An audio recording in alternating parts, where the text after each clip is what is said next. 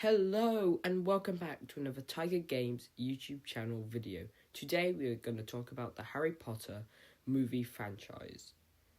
So basically I watch these films every year and I love them. So let's just get right into Harry Potter and the Philosopher's Stone, or if you're American, Harry Potter and the Sorcerer's Stone.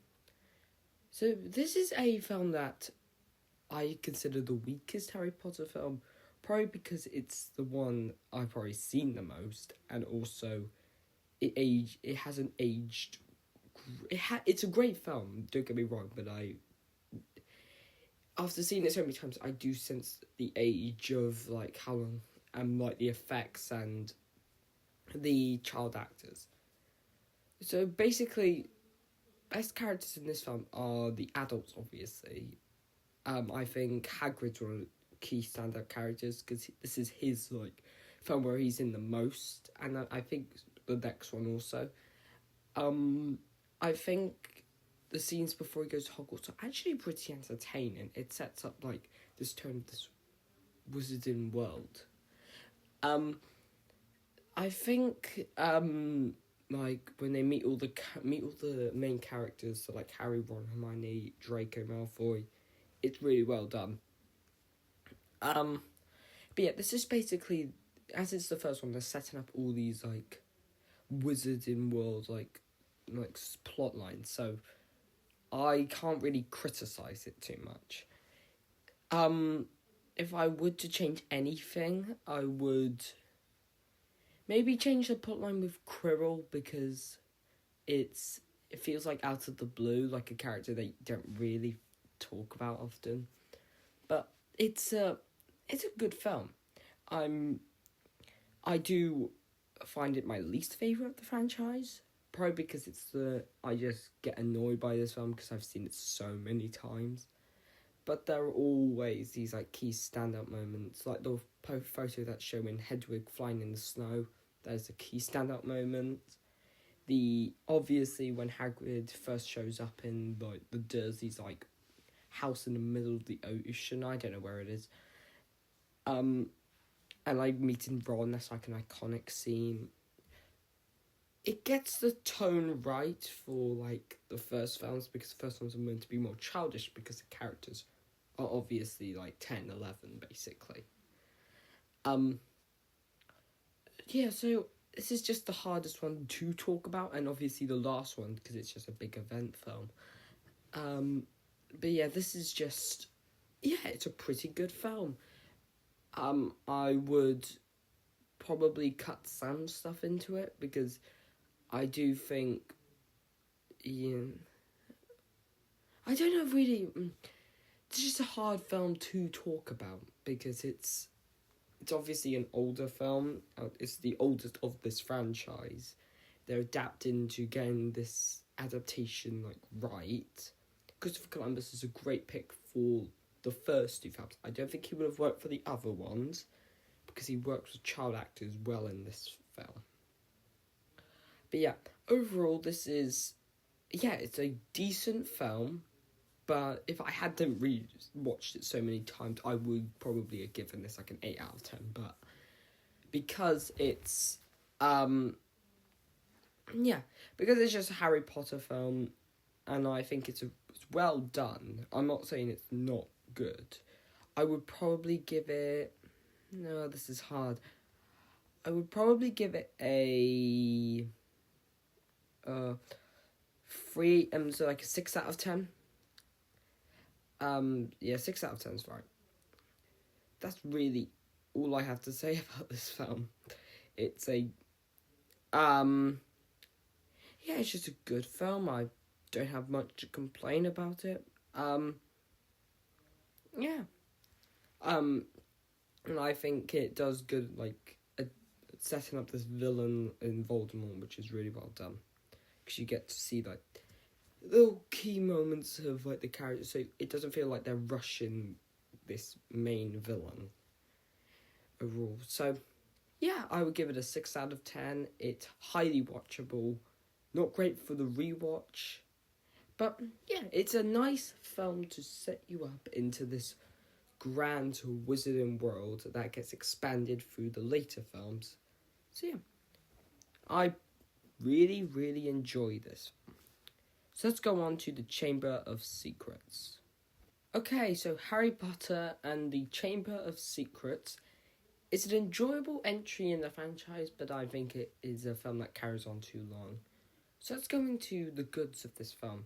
So, over the Philosopher's Stone, it has a way better story.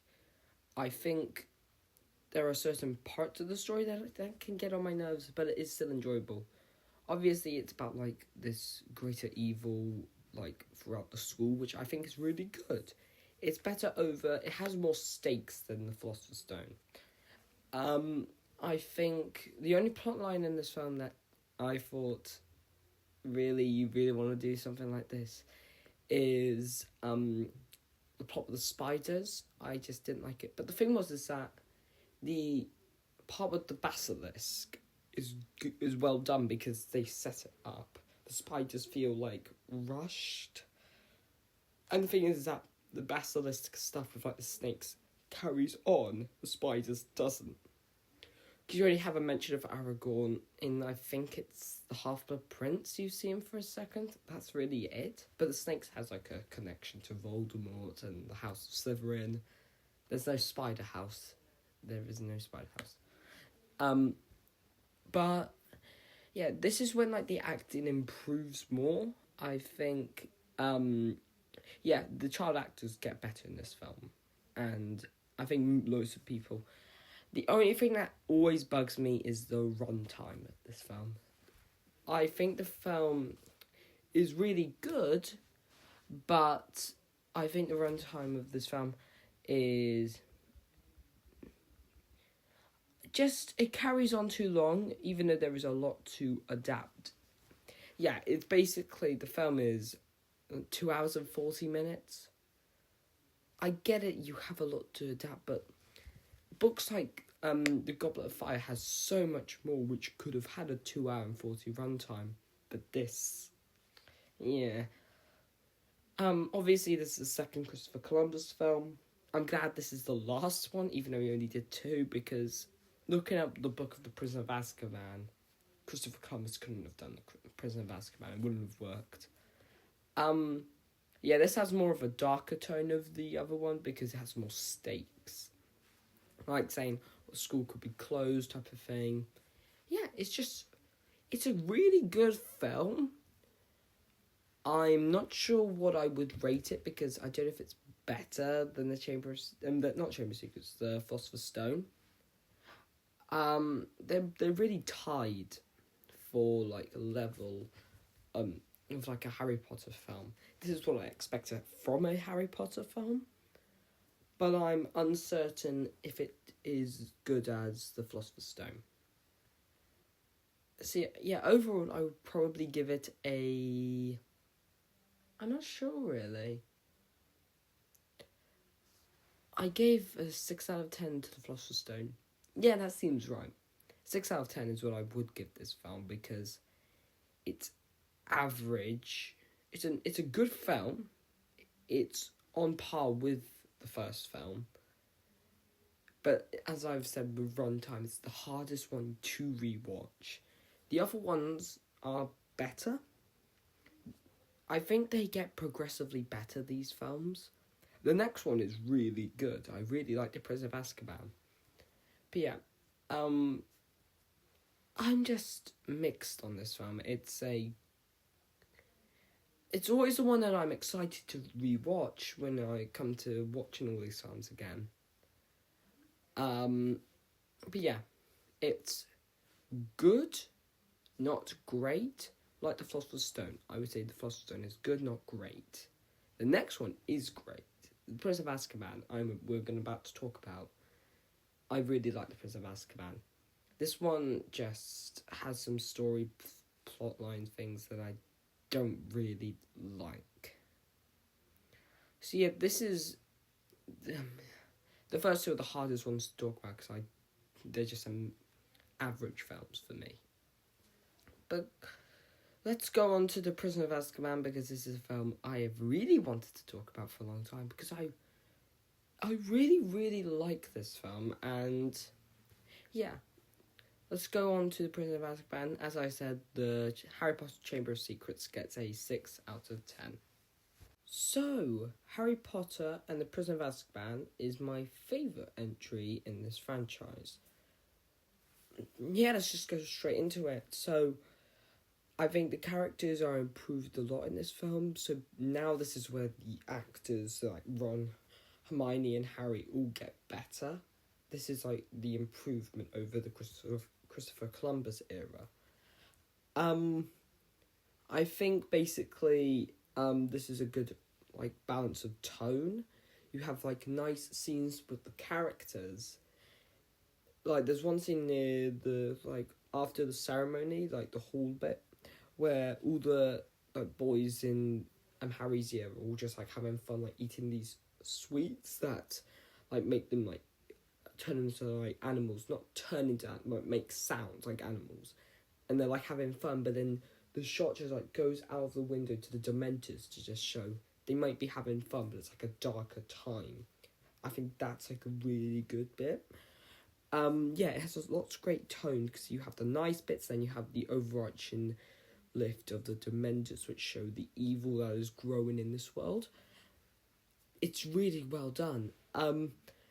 Yeah, I think the new characters, Lupin's really nice to see in this film. He's a nice character. I just really wish they put him more into this franchise because you don't see him in the next one, which is a bit annoying. Yeah, so the characters are really well done, as I've said. The plot is really easy to understand because there's nothing like going in the way of it. You have the simple plot that there's a prisoner on the loose, and they, for the whole film, they think Harry is in danger, or someone else. I'm not going to spoil it in case you still haven't seen it. There's someone else in the mix that is really important. It's hard to talk about because I just really like this. It's a film that I really like. And just it's building way to. It's a good breath of fresh air where you don't have to talk about Voldemort all the time. You can just do a nice Harry Potter like Wizarding World film without the pressure of like doing all this major villain plotline with Voldemort. It's really good. And yeah, there is one of my favourite scenes in the film is the Defense Against the Dark Arts Boggart scene because it's a nice scene because you have all like the jokey bits and then it goes to Lupin's Boggart and you bring the darkness into it. Like I was talking earlier, you have a balance of tone, which is really well done. This is like how I think they kept on going, making it more darker, but the problem is the next one goes too dark that it like messes up everything, because like the title card the music it's like a horror movie.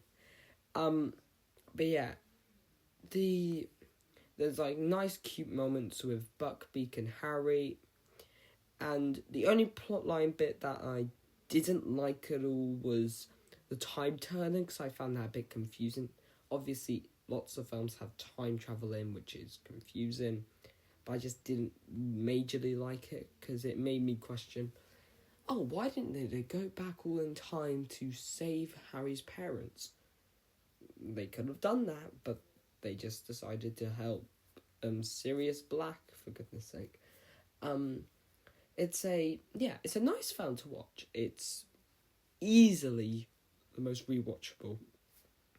And you have the built-in finale and it's hard to talk. These films are hard to talk about and they're not easy. Yeah, they're not easy to talk about because I just like them. They're just entertaining and they're nice watching. And the image that is about to come up on screen is about the scene where they were eating the sweets. It's a brilliantly done scene because you have the overarching evil in the background, but you still sense that they are still like teenagers having fun, and that's what I love.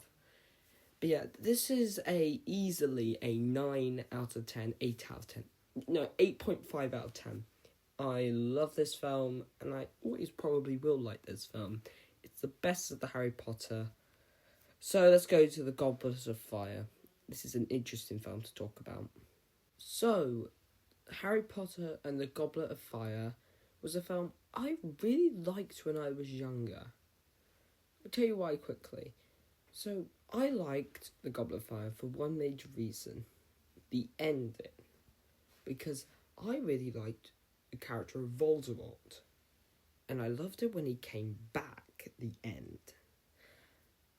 So that was really the only reason why I liked it. And also I did like the dragon bit in the first task. So, but let's go to now where I think this film is a bit overrated. Because it's not great, really. It's a film that I think is really overrated because I just don't get it. Because I'm not a fan of this, like, age range for the characters, because I think it's when they were trying to get into their like characters for the later films, and this is just like the bump in the middle of the road.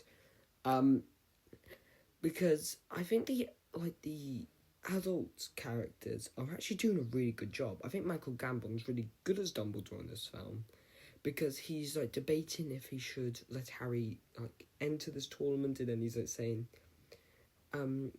it's the rules if he has to stay in, but it's partially for Harry's sake he shouldn't be in this tournament. I like that. But I don't like the attention that Cedric Diggory gets, because he's not really a well-developed character. Sorry, Robert Pattinson, but I don't think you did very well. Yeah, so this film it's too dark for a Harry Potter film in this period. Because like I was saying earlier with The Prisoner of Azkaban, it's good because you have the light-hearted scenes, and then you have the drumbeat that goes into the darker sense of tone.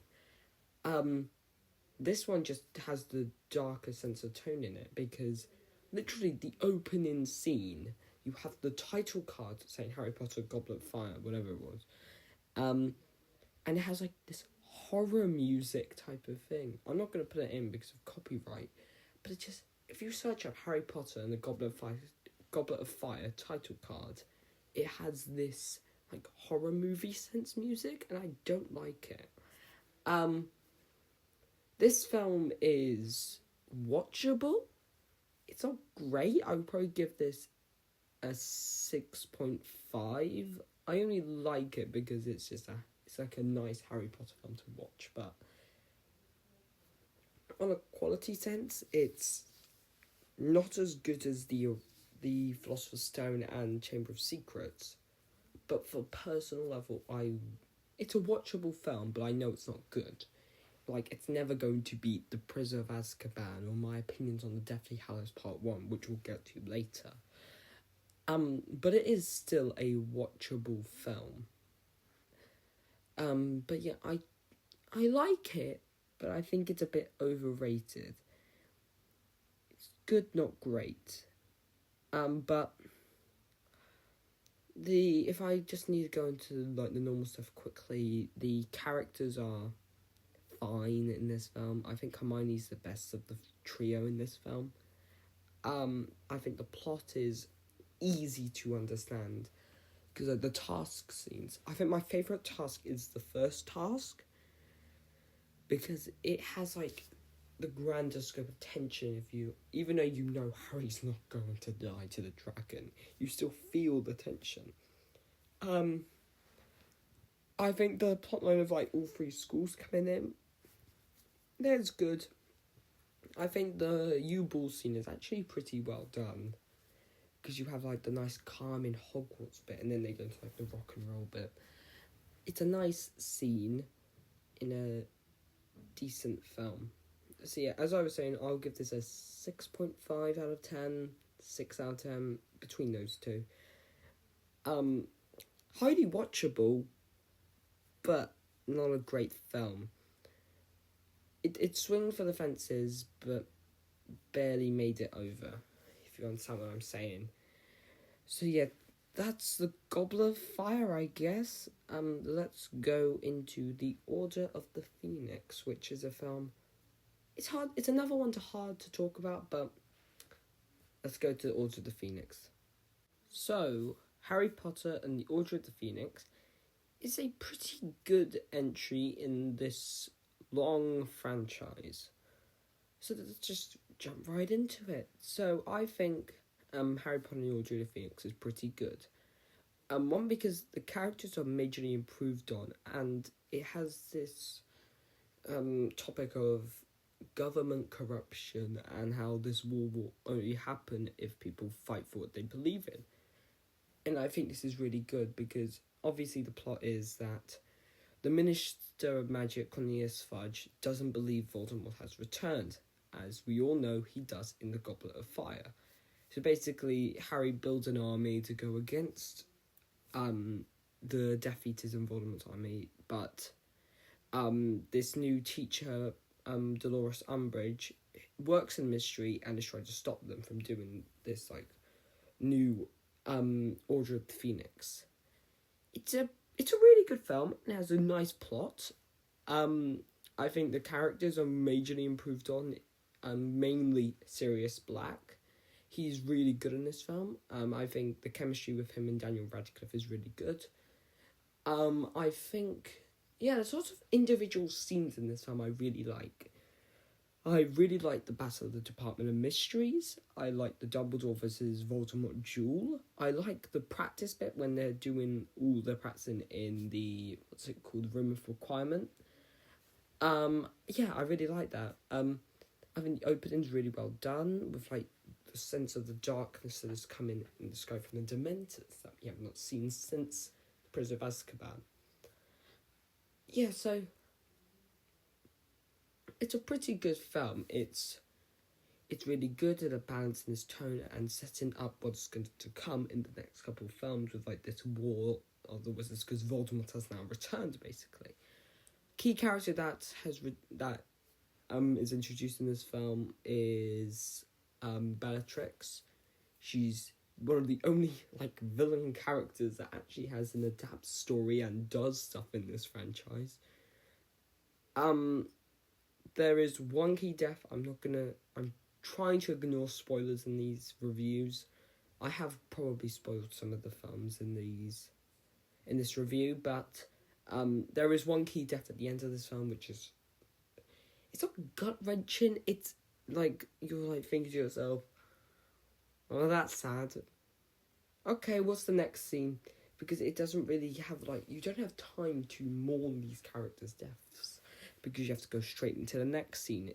It's a pretty good film. I'm not overall thinking, oh, this is the best Harry Potter film, because it isn't. It's a good film to watch, and it's nice because this film morely focuses on it's again going against these greater threats and doing what you believe in, which is Harry building an army to go against Voldemort, which he does through his little club he does.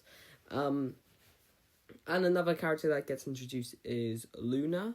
She's a nice character to see. She is in the next one, she's in all of them onwards, so she's a nice character to see. Obviously, she doesn't get developed, but she is a nice character you get to see now and again. If I had to give this a rating, I would probably give it a 7. It's pretty good. It's better than The Goblet. It's better than Chamber of Secrets and Philosopher's Stone. Not as good as The Prisoner of Azkaban, but still a very entertaining and good film. So this is a film that has lots of key stand-up moments. Another moment that has just come to my mind is the fireworks Weasley bit when they go against Umbridge. I really like that scene because you bring out the fun in this darker society that is happening. It's really well done and I really like it. So as I said, this is a 7 out of 10. It's a pretty good film. Let's get ready for the, I would say, penultimate film. It's not really, but in the story, Half-Blood Prince definitely has, but they've split into 2 films. Let's go to the Half-Blood Prince. This is where I have some debatable opinions because Half-Blood Prince isn't known to be the best, but I kind of like it. So let's go to the Half-Blood Prince. We're nearly at the end of this video, film-wise. So Harry Potter and the Half-Blood Prince is a actually enjoyable film. I don't understand the hate that this film gets because I really like it. Obviously, this film is the big setup for the finale, the Deathly Hallows two-parter, when they talk about how they actually can defeat Voldemort. So yeah, this is apparent in this film, and I do understand the criticism saying, oh, they should have adjusted it a bit earlier on in this franchise. And I say, yeah, that is true. I think J.K. Rowling should have fought over this, even though she said she had a whole plan out. I don't think she did. But I quite enjoyed this film. It's a film that it's hard to not enjoy because it's the most Harry Potter like school movie, because you have like the balances of the friendship and like all that stuff. The only big problem I have is that they try to put more new characters into this film, and I say, no, that's not really what you should be doing. You should be adapting these. You should explore these characters as like outcomes in this franchise, instead of making new ones like Horace Slughorn. Horace Slughorn's an entertaining character. I just don't really care about him. Obviously this franchise, people say this is where like the weak points start to set in. I sort of agree. It's just hard to talk about because it's a franchise that I love. I really love it, but this is like where the cracks start to set in, because I don't. It's when you realise that this franchise is too long, because there are certain plot lines that they could have put into one film. Like, for example, Order of the Phoenix, you could have put some of those plot lines, not Order of the Phoenix, you could have put the Harry Potter plot lines in I don't know, just in other films, so then this film doesn't have to exist, and the book didn't have to exist. A key standout character is Draco Malfoy.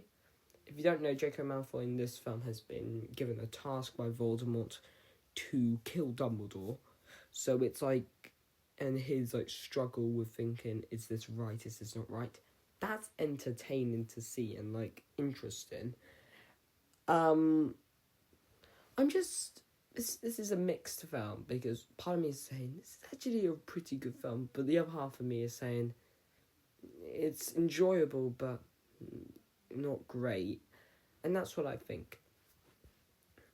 Yeah, obviously, as I said before, this is setting up the finale, so you see characters saying there's a war coming, and the final scene in the film definitely sets this up, saying, yeah, next film is going to be way different. Because, like, Harry, spoiler warning, I guess. I should have given a spoiler warning at the start of the video. Stupid me.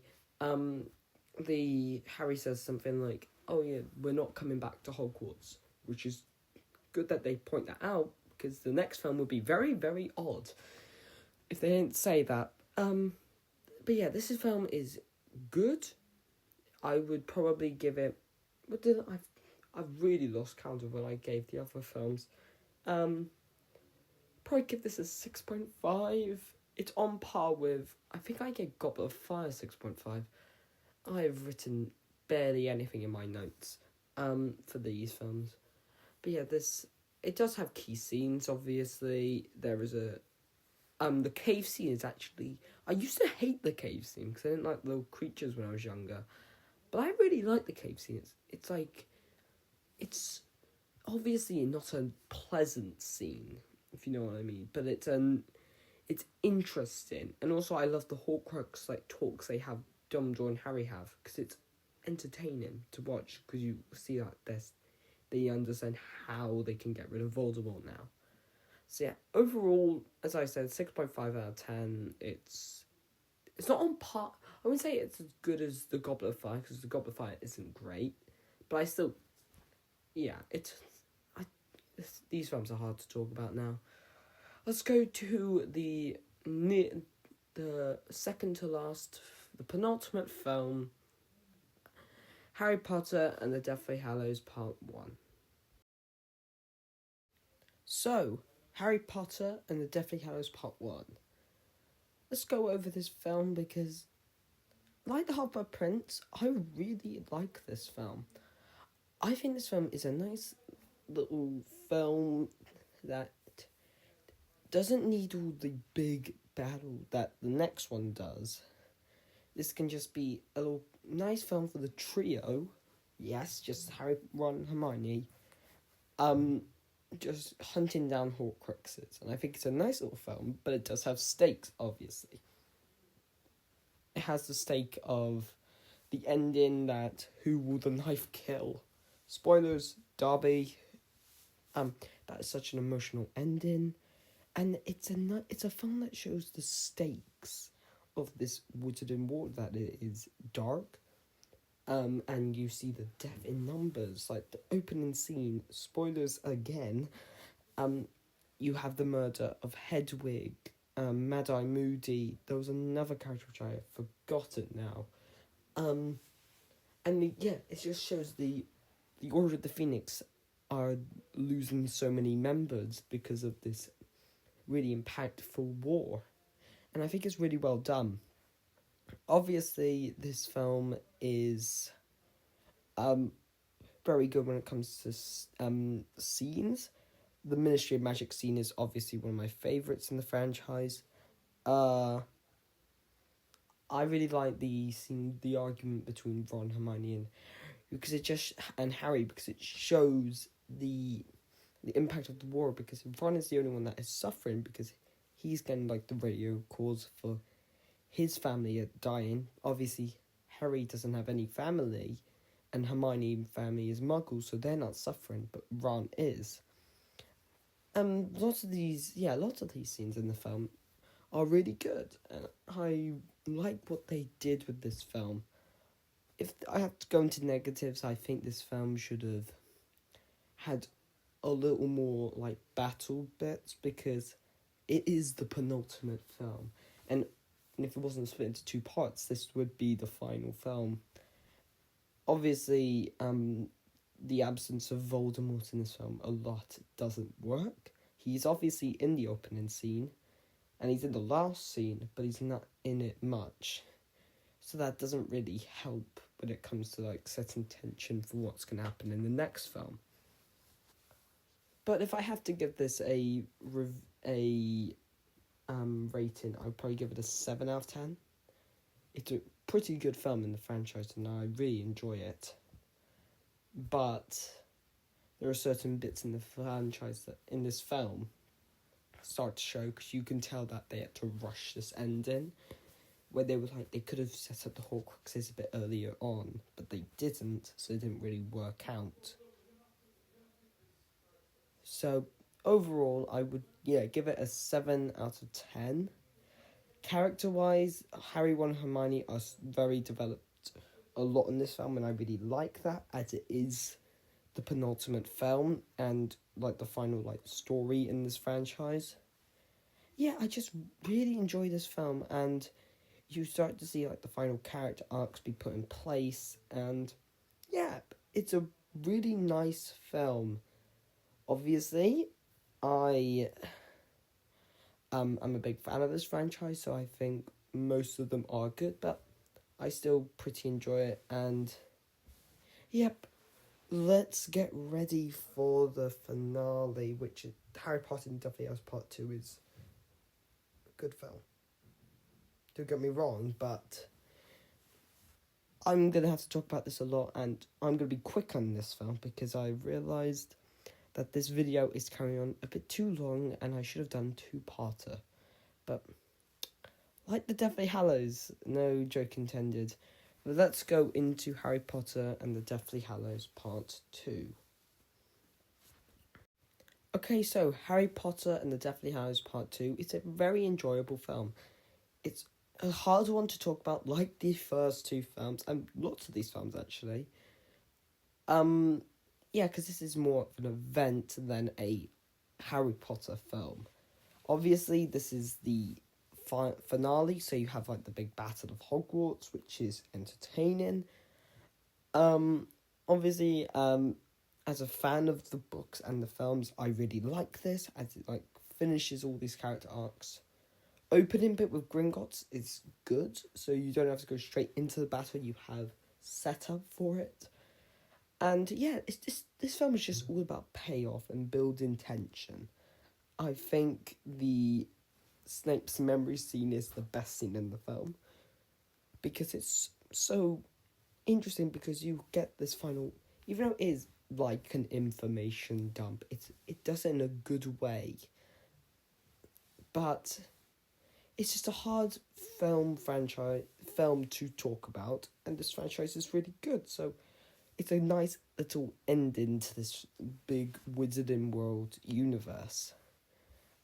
And also the impact of the war shows that characters will be killed in the masses, and that is good because you feel the tension of this battle going on throughout the entire film. Obviously, this is like the big thing where they destroy all the Horcruxes, so Voldemort can be defeated. It works well. It's just a really good film, and it serves the franchise like Avengers Endgame did for Marvel. It's the end of this franchise, so you can have a big battle because it makes sense. Key characters, basically all the characters have a service for this film, and it works well. Any criticisms I have for the film is that I really wish they didn't make Deathly Hallows Part 1 end on that note. I really wish it was a bit shorter, so this film would be a bit longer, so it serves more of a film. But that's just a little nitpick. It still works out as a great film. If I am to rate this film, then I would probably give it a 7 out of 10. It's on par with the Deathly Hallows Part 1. Obviously, Prison of Azkaban still stays on top. I'm not going to rank them. You can just judge by what I've said about these films, saying that Prison of Azkaban is the best, and the first two were like not the worst. They're all great. It's just the weakest of this franchise. So yeah, that's it. This video is very long for my standards. It's like double my usual rate, so I really hope you stood to watch to the end because I put a lot of effort today. I enjoyed making this video, so thanks you guys so much for watching, and if you want me to review the Fantastic Beasts films, I'm all for doing that. I'll do a video like the prequel video. Any suggestions you have for my future videos, please let me know in the comments. I am free to review anything if I have seen it. Thank you for watching, and hope you have a lovely rest of your day. Bye-bye now.